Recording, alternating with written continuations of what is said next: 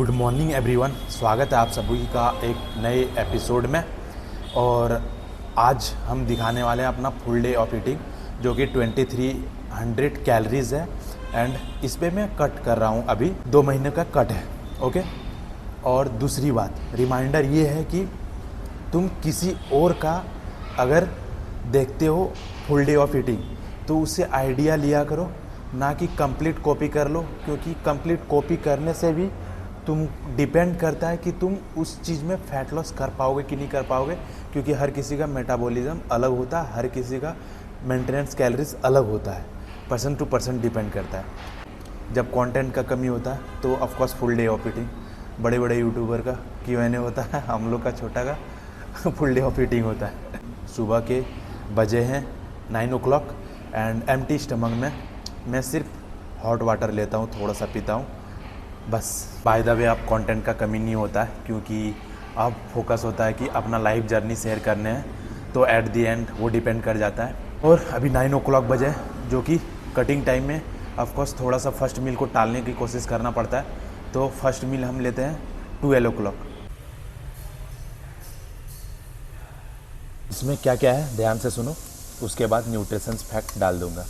इसमें है 30 ग्राम total seeds.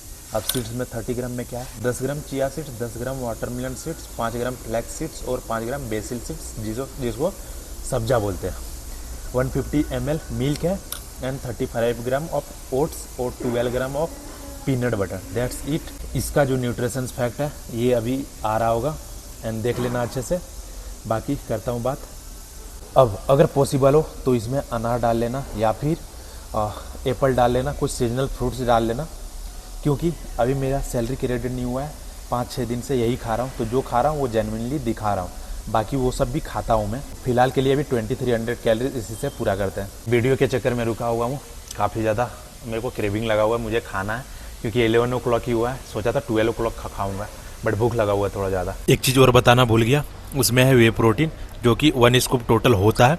दिन भर में 1 ही स्कूप प्रोटीन खाता हूँ, जो कि इसमें 10-12 ग्राम होता है एंड पोस्ट वर्कआउट में बाकी 20-22 ग्राम जो भी बचा हुआ रहता है। आफ्टर ब्रेकफास्ट में खाता हूँ एक मल्टीविटामिन, एक D3। अब ये है सोया आलू टिक्की, इसमें जो भी बनता है डिवाइड करके लंच एंड पोस्ट वर्कआउट के लिए रख देता हूँ। अब जैसे कि ये है लंच विथ कर्ड एंड ये है आफ्टर पोस्ट वर्कआउट। इसमें क्या क्या डाला हुआ है ये देख लो स्क्रीन में, क्योंकि इतना डिटेल में बोल नहीं सकता। और दूसरा बात, बस बाय द वे इसका रेसिपी देखना तो नॉट सो फिट जाके चैनल देख लेना, लिंक वैसे डिस्क्रिप्शन में डाल दूंगा। इसका भी काफ़ी बेटर है, 10 out of 10, क्योंकि इसमें सोया का टेस्ट ही नहीं आता। और जब से ये ट्राई किया हूँ तो सोया का रेसिपी यही बेटर लगता है मुझे। जो डिनर देखा आपने, जस्ट उनका रेसिपी जाके देखना नॉट सो फिट का, बट मेरा डिफरेंट है, क्योंकि मैं नॉर्मल कार्ब्स से ज़्यादा प्रीफेयर कॉम्प्लेक्स कार्ब्स करने लगा हूँ, क्योंकि उसमें एंटीऑक्सीडेंट्स ज़्यादा रहता है, तो डाइजेशन में इम्प्रूव होता है। क्योंकि हाई प्रोटीन फूड हम लोग खाते हैं, जो कि डाइजेशन को भी देखना होता है। अब तुम्हें फील नहीं हो रहा, इसका मतलब ये नहीं है तुम्हारा किडनी लीवर पे प्रेशर पड़ता है, तो दैट इज़ द रीज़न कि antioxidants food and complex carbs को ऐड किया करो अपना डाइट प्लान में। टाइम हो चुके हैं मेरे जिम के, तो जस्ट अभी रूम आया हूँ एंड अभी का टाइम हुआ है दैट इज़ 3:20। अभी मैं फ्रेश होके फिर निकलूँगा जिम के लिए। एंड आज हम ट्रेन करने वाले हैं back and arms biceps pull day. अब मैं 4 डे स्प्लिट पे जल्दी शिफ्ट हो जाऊंगा, क्योंकि पुश पुल लेग अब हो चुका है ऑलमोस्ट डन। और एक बात, बेसिकली मैं कॉफ़ी वगैरह नहीं पीता हूँ, हाँ पीना अच्छा लगता है, ब्लैक कॉफ़ी भी मैं पीता हूँ और अच्छा लगता है मुझे, बट मैं अभी कैफीन कंजम्पशन बहुत ना के बराबर ही है। किसी किसी दिन हुआ तो हुआ, कॉफ़ी पी लिया, अगर माथा थोड़ा ऐसे स्लो फील हो रहा है तो तब पी लिया। आफ्टर जिम जाने के बाद 7-8 बजे रात को पी लिया, और एक सुबह अगर पिया तो पिया, बट बेसिकली मैं ना के बराबर ही कॉफ़ी पीता हूँ। जब और कम कैलोरीज होगा तो हाँ उसका नीड पड़ने वाला है। अभी थोड़ी थोड़ी बारिश का वेदर हो रहा है, आई थिंक मैं ही जल्दी आ जाता हूँ जिम, पता नहीं, क्योंकि ये देखो लॉक है एंड मैं वेट पे हूँ कि आएगा और ओपन करके फिर एक अच्छा वर्कआउट सेशन लगाऊंगा, क्योंकि मैं नहा लिया हूँ और दूसरा एक अच्छा मौसम होने की वजह से अभी तो थोड़ा बहुत सनलाइट आ गया है, बट वेदर की वजह से काफ़ी अच्छा माइंड बन चुका है एंड लास्टली एक अच्छा वर्कआउट सेशन लगा सकते। अब एक स्टोरी सुनाता हूँ अबाउट द शुगर कि मैं लगातार कुछ दिन से, ये पिछले वीक का बात है कि मैं शुगर छोड़ के रखा हूँ, बट लगातार मेरे को 10 दिन थोड़ा शुगर कंजम्पशन की वजह से, खाने की वजह से वो क्रेविंग लग चुका था। एंड जब मैं अपने आप को डिसाइड कर रहा था कि अब नहीं खाना, तो मैं अपने आप को कंट्रोल नहीं कर पा रहा था। एट दी एंड थोड़ा करके टच करके खा ही लेता था, बट लगातार 3-4 दिन अपने आप को स्ट्रिक्टली करने के बावजूद मैं कंट्रोल नहीं कर पा रहा था, बट धीरे धीरे करके कंट्रोल किया। अभी 1 वीक से मैं शुगर नहीं खाया हूँ and I am happy to say कि आपको शुगर सीरियसली नहीं खाना चाहिए। अगर एक बार खा लिया तो खा लिया एंड उस टेस्ट को भूल जाओ, बट ट्राई करो कि शुगर मत खाओ। अगर लगातार 2 दिन हो गया, 3 दिन हो गया, धीरे धीरे करके तुम एडिक्टेड हो गए ना, तो छोड़ना बहुत ज़्यादा मुश्किल हो जाएगा एंड तुम्हें लगेगा कि थोड़ी सी खा लेता हूँ क्या ही हो जाएगा, थोड़ी सी खा लेता हूँ क्या ही हो जाएगा। बट थोड़ी सी खाना वो कोई प्रॉब्लम नहीं है। प्रॉब्लम ये है कि तुम खा रहे हो एंड डेली खा रहे हो। हम काफ़ी ज़्यादा वेट कर गए हैं एंड ज़्यादा टाइम भी नहीं है, तो बेसिकली ये फुल डे ऑफ ईटिंग का वीडियो है, तो ज़्यादा नहीं, तुम वर्कआउट एंजॉय करो, मतलब वर्कआउट वीडियो देख के एंजॉय करो। मैं वर्कआउट करके एंजॉय करता हूँ एंड ज़्यादा वर्कआउट नहीं करते, ज़्यादा वर्कआउट भी नहीं करते, बस 3 set of lat pull down and 3 set of cable rowing, that's it. और 2 सेट रियर डेल्ट के लेंगे एंड टोटल 4 सेट बाइसेप्स के। तो चलो वर्कआउट एंजॉय करो।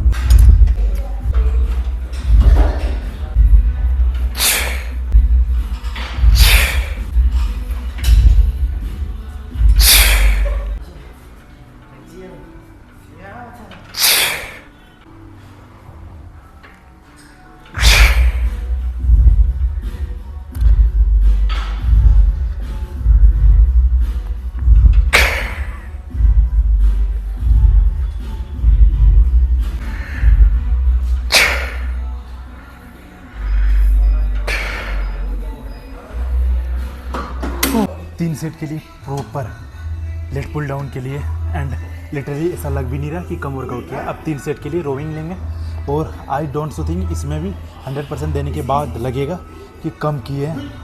अब प्रॉपर 100% मैं साकेत से एग्री करने लगा हूँ।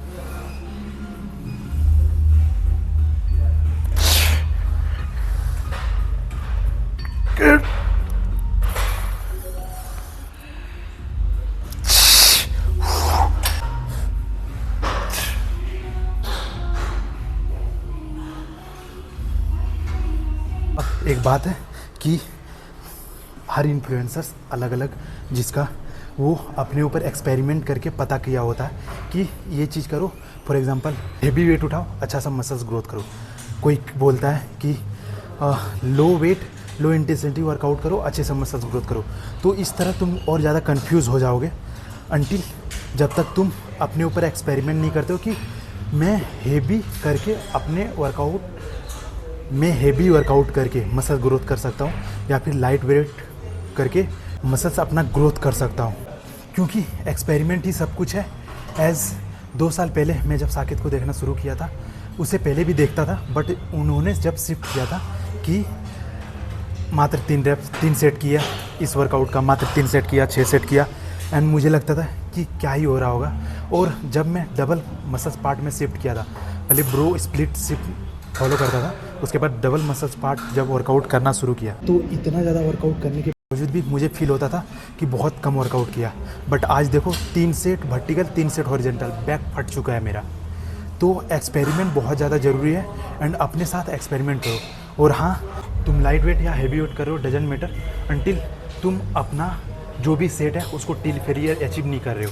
अब टिल फेलियर क्या होता है कि बहुत कोई ये करता है, फॉर एग्जांपल 80 केजी पे कोई सेट लेना है तो 60 केजी से ही स्टार्ट कर दिया, 60 केजी किया, 70 केजी किया एंड 80 केजी किया।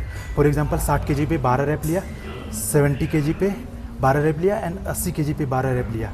एज तुम अगर 80 केजी पे 12 रैप निकाल सकते हो तो 60 केजी पे 12 रैप ही निकले।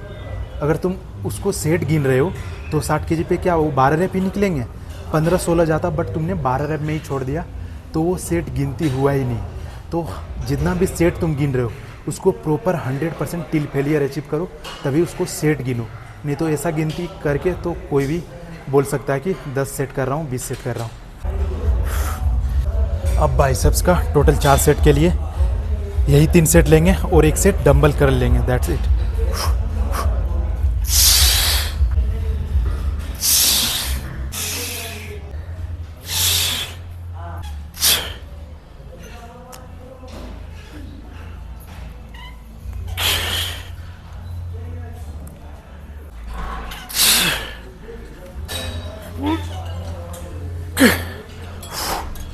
सेम बॉडी दिखा के बोर ना कर दूं।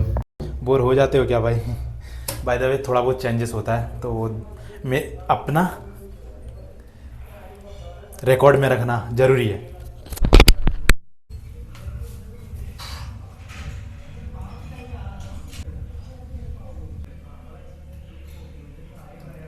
अब मैं अभी रूम आया हूँ एंड काफ़ी ज़्यादा लेट कर गया हूँ। मुझे एज रेस्टोरेंट जाना एंड एक राज की बात बताता हूँ इसके लिए, क्योंकि मैं अभी रेस्टोरेंट जा रहा हूँ एंड अगर वहाँ पे ऑर्डर रहा तो मैं बिज़ी हो जाने के कारण मैं अपना मील प्रिपरेशन नहीं कर पाऊँगा, जिसकी वजह से मेरे को चीट करने का चांसेस हाई हो जाएगा।